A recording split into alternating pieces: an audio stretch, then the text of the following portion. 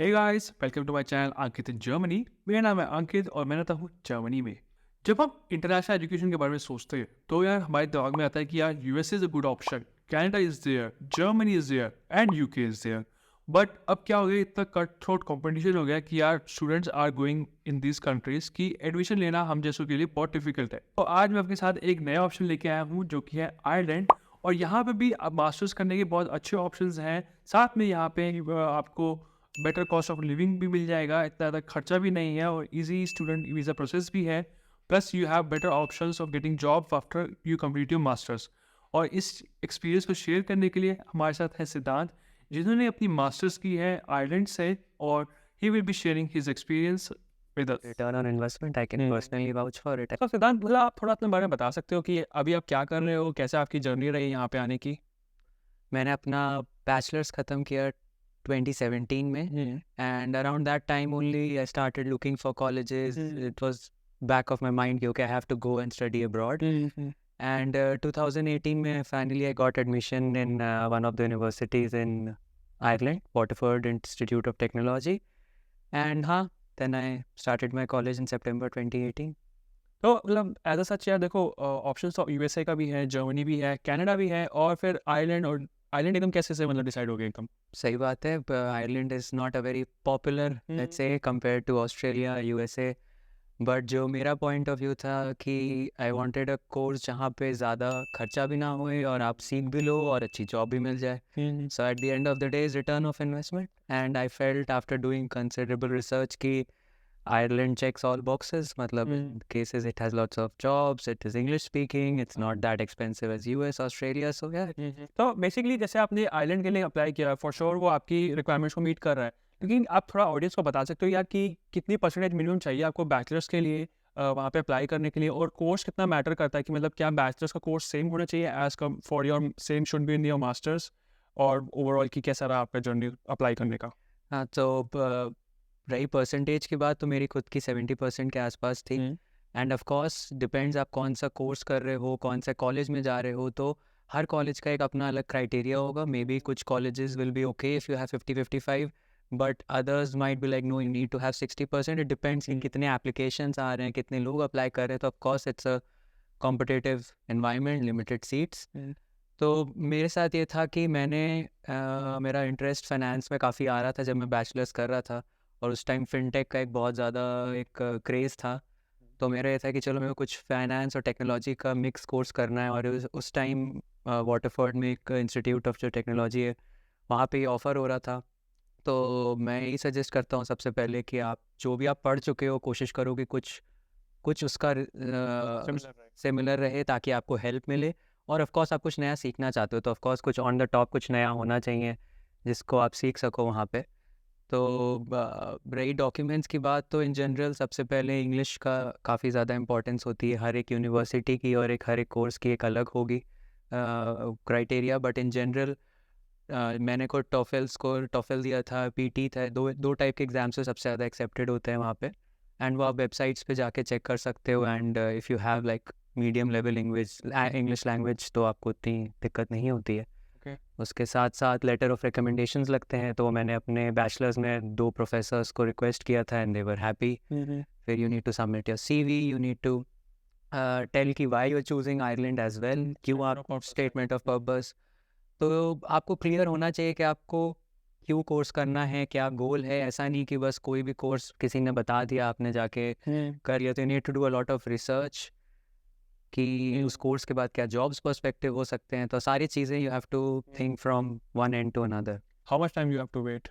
So it was pretty quick. Again मैं कहूँगा ये सिटी टू सिटी डिपेंड करता है। अगर आप डबलिन में अप्लाई करते हो तो डबलिन में बहुत सारे कॉलेजेस हैं और बहुत सारे इंडियंस भी आते हैं। तो it might take 4 to 6 weeks, but at least आपको एक प्री अप्रूवल करके वो एक मिल जाता है कि okay you are pre approved. And then अगर let's say for an example मेरा एक कोलीग था, उसने मेरे को बताया उसका इंग्लिश लैंग्वेज में थोड़ा सा स्कोर कम था, so they even give you a second chance कि आप फिर से इंग्लिश का एग्जाम दो in a more calmer way, because college is like कि आपके पास है acceptance, just you give your English exam and come back to us again. So they are very helpful in that sense. ऐसी कोई बहुत strict policy नहीं है कि अगर आपने पहली बार में एग्जाम नहीं क्लियर किया तो आप दूसरी बार नहीं दे सकते हो। तो दे आर क्वाइट मतलब हेल्पफुल लगा मुझे यार। ये यहाँ पे नहीं होता, यहाँ पे तो ये है कि आपने सबमिट कर दिया, दैट्स इट।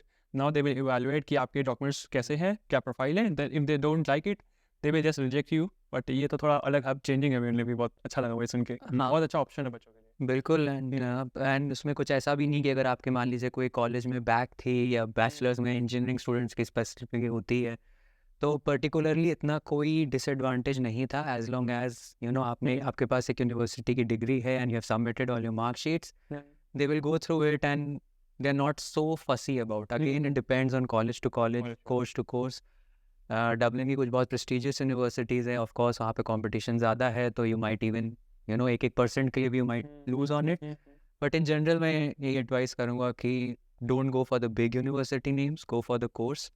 मैंने खुद भी एक स्मॉल सिटी से ही किया था आयरलैंड की masters, and job market doesn't जज बाय Which यूनिवर्सिटी university ना? जैसे इंडिया में होता है आईटी के हो तो आपका पैकेज है, बट आयरलैंड में ऐसा नहीं था।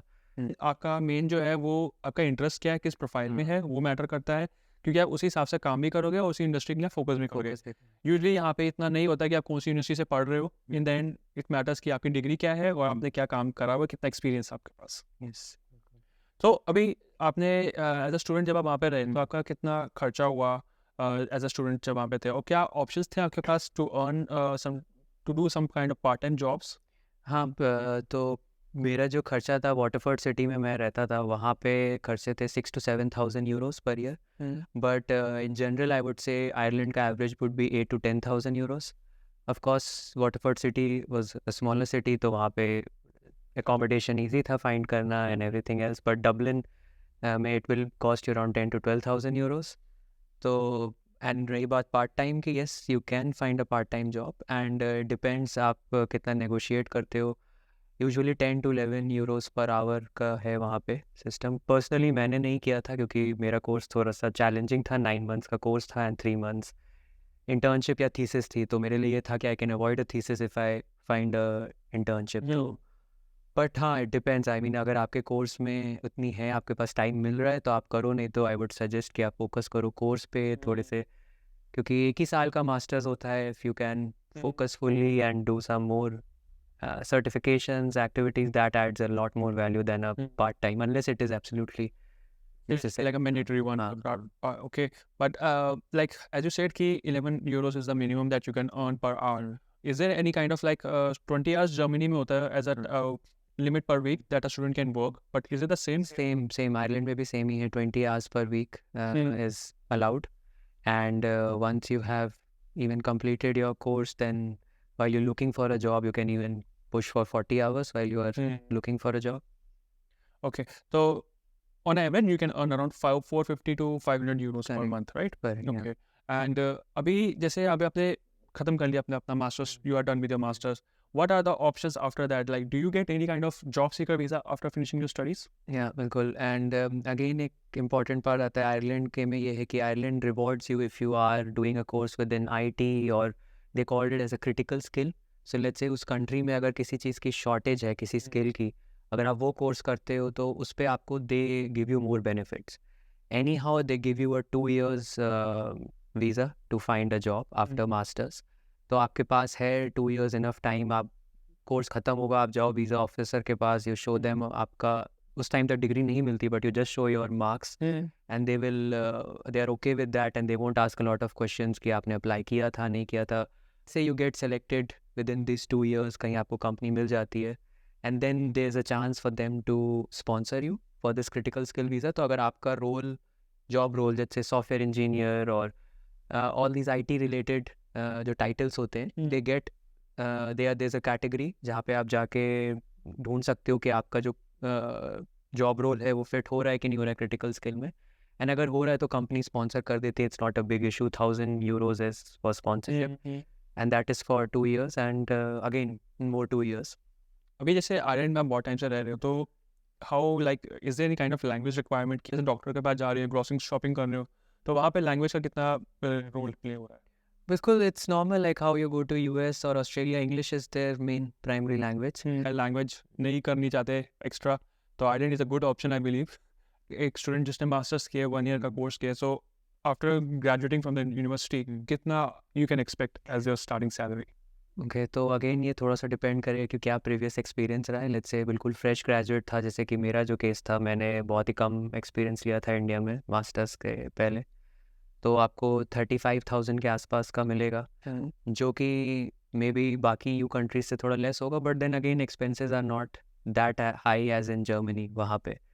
तो आपको 35,000 के आसपास ग्रेजुएट प्रोग्राम से 1 साल पहले से स्टार्ट हो जाते हैं, जहाँ पे आप एनरोल कर सकते हो। डेलॉयट, PwC, सारी ऑलमोस्ट 90-95% ऑफ द कंपनी सबके ग्रेजुएट प्रोग्राम्स हैं। एंड अगर if you have experience then of course you can pick a job with higher salary, which can be 45-50 based on your previous skill set. And If you are earning 50,000, then how much after taxes you get?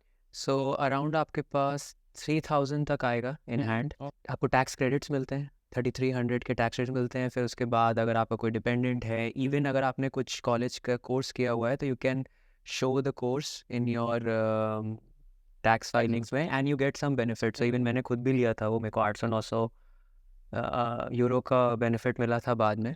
Single person how much, मतलब total कितना spend होगा? Max to max बहुत कोशिश कर लेंगे। अगर let's से Dublin की बात करते हैं, जो सबसे एक्सपेंसिव है, वहाँ पे आपका 1,500 के पास जाएगा। बट अगर आप डबलिन में नहीं रह रहे हो तो आई वुड से 1,000 या 1,000 से बिलो में भी काम हो सकता है। आई बिलीव आप मैक्सिमम 1,500 to 2,000 यूरो सेव कर सकते हो। That's it. हाँ, ईजिली। जैसे आप पढ़ रहे थे तो ओवरऑल एक तो होता है सेमेस्टर फी और दूसरा होता है ट्यूशन फी, तो ओवरऑल कितना एक्सपेंस हुआ आपका इसको स्टडी के लिए? ओके, सो कॉलेज की ओवरऑल जो टोटल फीस थी वो 10 to 11,000 थी वाटरफोर्ड में। एंड डबलिन में कुछ again depends upon the university and the course, but Dublin में you will get it between 15,000 to 21,000 और 14 to 21 इस रेंज में। तो कुछ एक्सपेंसिव कॉलेजेस भी हैं जहाँ पे it can go as high as 19,000। So can you tell कि क्या प्रोसेस था to get the student visa? Yes, तो स्टूडेंट वीज़ा में मेरे को सबसे पहले तो अपनी पर्सनल फाइल बनानी थी, as an CV, my marksheets, मेरी 10th की 12th की मार्कशीट्स जानी थी उसमें। उसके साथ साथ एक पर्सनल एस्पेक्ट हो गया आपका जो करियर रहा है, देन फाइनेंशियल एस्पेक्ट आता है, जिसमें यू हैव टू शो कि आप you have enough funds first of all to bear your monthly expenses over there. And cities like Dublin, you have to show 10 to 12,000 euros. मैं थोड़ी smaller city में था, it was okay for me to show 8 to 9,000 also, but in general everybody should show around 10,000 euros वहाँ पे। And you can show it in any way, like you can show your fixed deposit, you can show अगर आपके relatives का कुछ gifts हैं जो आपके नाम पे हैं, something like that, तो you really don't need to have that money in your account, but you need to show कि you have the money to support your living. And then you submit your visa application. एक पूरी आपको proper checklist मिलेगी. You have to show your finances, you have to show your personal file. It takes 4 to 5 weeks at least. And last is like, can you like to give some tips for the students who want to apply? हाँ, only biggest tip I would give कि हाँ, go for the course जो कि actually beneficial हो आपके, not for something which is let's say hyped up. कुछ चीज़ें होती हैं जो कि currently market में बहुत ज़्यादा hyped up होती हैं, but maybe जब आप करने जाओ it's not for you, you're not enjoying it. So you go what you like it and not what the people around you are crazy about it. Of course आपको market trend भी देखना होता है कि कहाँ पे क्या है, कौन सी नई स्कूल है, AI ML में अगर कुछ आपको इंटरेस्ट है तो आपको क्या बेनिफिट मिल सकता है। तो हाँ, just do your research well and choose a course which is good for you.